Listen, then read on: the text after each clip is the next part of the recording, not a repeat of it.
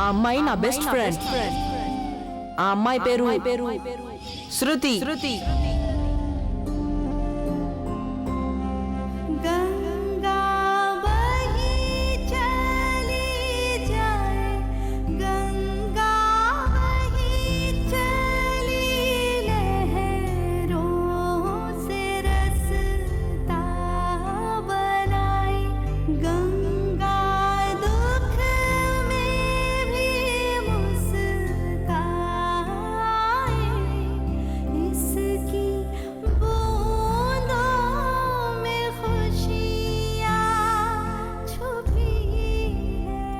నేను ఇక్కడికి నీకు థ్యాంక్స్ చెప్పడానికి వచ్చాను.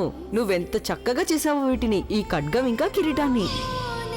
నానమ్మ నీకు తెలుసా, ఇదంతా గంగ వల్లే జరిగింది. ఈ కిరీటం ఇంకా ఖడ్గం గంగే చేసింది. అసలు వాళ్ళు ఏమైందంటే నా కిరీటం ఇంట్లోనే మర్చిపోయి వెళ్ళాను. గంగే తీసుకొచ్చి ఇచ్చింది స్కూల్ కి ఈ కిరీటాన్ని.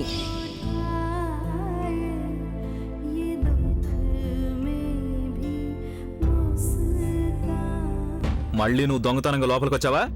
నిన్న టోకరా ఇచ్చి పారిపోయావు కదూ, ఇవాళ కుదరదు.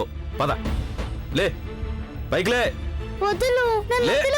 లేమ్మంటుంటే పద పద, ప్రిన్సిపాల్ దగ్గరకు పద.